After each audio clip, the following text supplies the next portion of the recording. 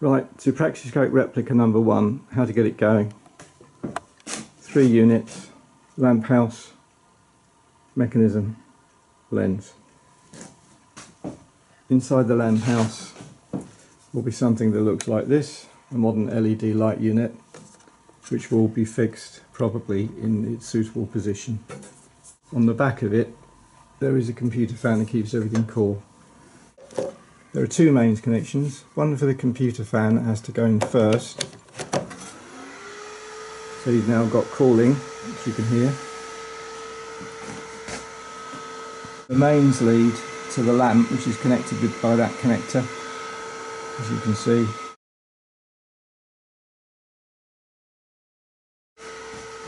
And you've got the light. Distance here, as you can see, is about 4 fingers, 3 or 4 inches away between the lamphouse and the mechanism. That will vary quite a lot, but essentially you want to see that disc of light cover the slot in the shutter. If it doesn't, move one or other backwards and forwards until it does. And then you've got the lens, and you need to line that up, and you will see a slot on the screen, and it's too wide, it's out of focus. So you pull this unit back until you get a good sharp line on the screen, and if you manually turn the shutter by hand, as I'm doing here, you'll see what's going on. And that's what you want to see. So you'll see that the lens unit is quite close at this projection distance. The actual lens inside the lens tube holder can move backwards and forwards, so at different distances from the screen, as well as moving the whole unit. If you find you can't get a focus because you're too far back from the screen, you can try moving this lens, which just slides in and out. So first thing, if you can't get that sharp line on the screen, you're not going to get any result in terms of a picture. So that has to happen first, and that's pretty straightforward. That's the end of stage 1.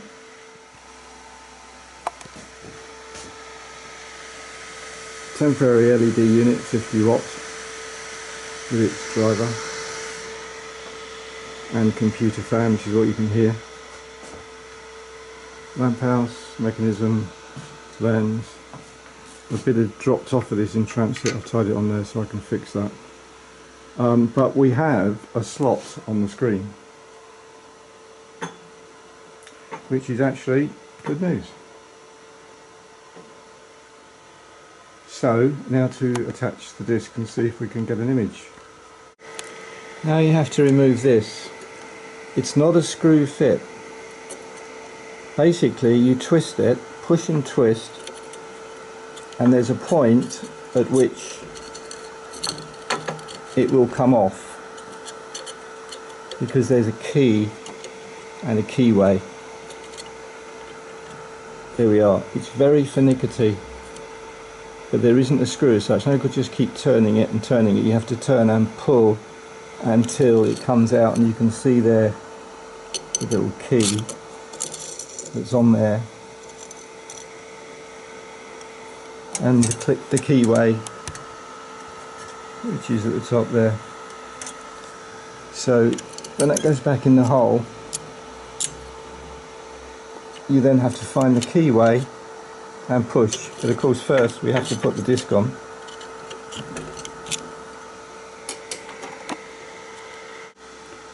We're going to use this particular replica disc.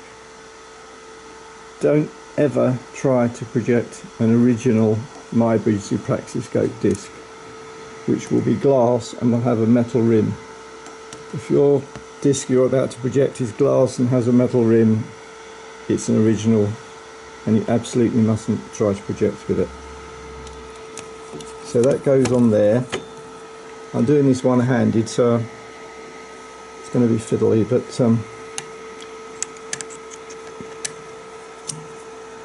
That goes in, then you find the keyway, and then push and twist to a half turn. That's now basically, that spring is locking the whole thing. So that should be fine, and if you're using plastic discs it won't be a problem if it should come undone. Very, very unlikely. So now, instead of just a slot, we should have a slice of elephant. You can sort of see there's something going on there that's obstructing the slot. That's the image of the elephant. And if we start to just turn this,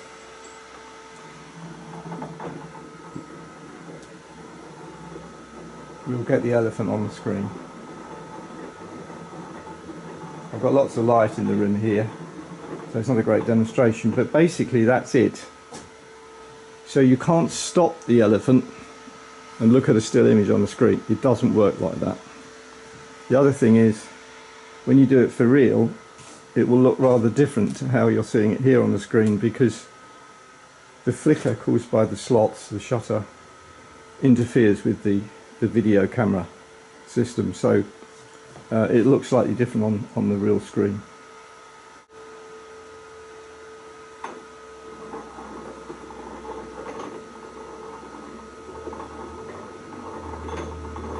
You can see there, you can see more than one elephant. It's almost like a circus train of elephants. There is a variable aperture lever. You can adjust what's called the aspect ratio, that is the shape of the screen. There are brass plates either side here, and there's a lever control. If you move that lever up and down, you move the brass plates in and out either side. So that if you want to see 3 elephants, you move it to give you a wide aperture aspect ratio. If you only want to see 1 elephant moving on the screen, then you can close up the left and right sides to narrow the picture. And that means that this arrangement helps with different subjects. If you've got a man running, say, he's going to be tall and thin, and you can close up the aperture so you only see 1 man running at a time. But if you've got the elephant, you want it wider. So quite useful to remember that you've got the scope here of altering the shape of the screen image. So we can reduce it so that you really only see 1 elephant going past, or we can expand it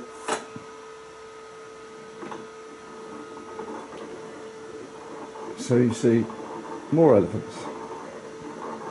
And I think that image is probably big enough for a room-sized demonstration. So even with the 50-watt lamp, it's bright enough.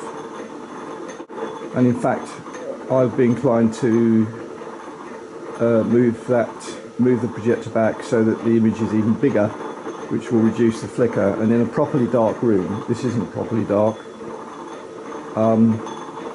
that's going to give a pretty good result, I think.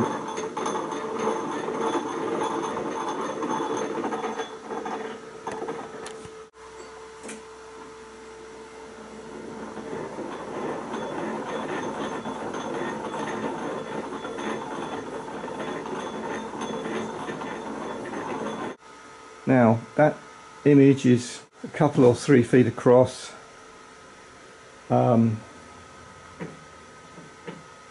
It's big enough for a room-sized demonstration. It can be much bigger if you take everything back, and then it's slightly dimmer, and the advantage is that if it's dimmer, the flicker's less evident. So it's good to experiment. If you're using a silhouette disc, we don't have a working replica apart from the Hawker Harrier jump jet disc that was made by British Aerospace, which isn't really kind of suitable. But if there was a replica of one of my silhouette discs, you would be able to get a much bigger image because you don't need the light so much with a silhouette image. So that's part 2. We've got the disc on, we've got a result. Now at the moment I'm just cranking this with my thumb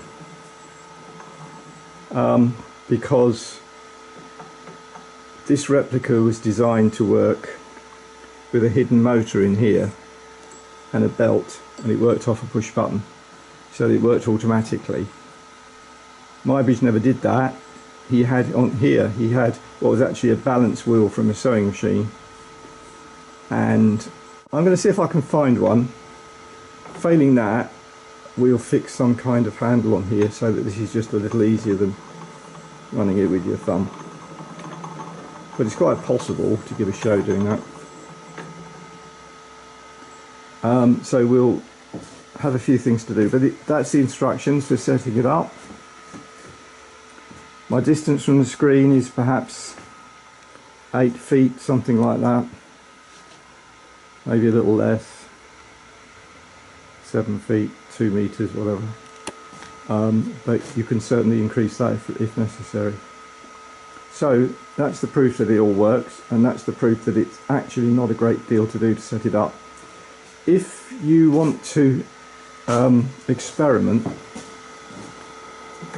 with the focus and that sort of thing, there's a knurled nut here, and that changes the size of the aperture in each slot, because the disc shutter is actually made of 2 pieces of metal and they work against each other, so you can turn that little knob and that will alter the size. Now if you make the slots narrower, the image will be sharper on the screen, but it will be less bright. If you've got plenty of light to play with, and the idea is we're going to put an even brighter light in here, then you can reduce the size of that slot and you've got a really sharp image, and you'll have enough punchy light from the light source to not worry about losing the light. So it's a compromise, but you know, with some finesse you can improve the screen image in terms of sharpness, because remember, as you can imagine, at any one moment you're only seeing a tiny fraction of that image, and the image is moving and the shutter is moving in the opposite direction. So it's quite a lot going on there optically and in terms of our own perception, and you can make adjustments to make improvements. But don't worry about all of that. If you just want to give a little show, get the lamphouse going. Don't forget the fan, because it will get hot otherwise. That's not good. Disc on the mechanism. Lens. That's a fake focusing. You have to move the whole unit backwards and forwards or slide that lens. And whoever's doing that, good luck. And I have given Kingston Museum written instructions, or I will have done by the time you see this, written instructions on a PDF.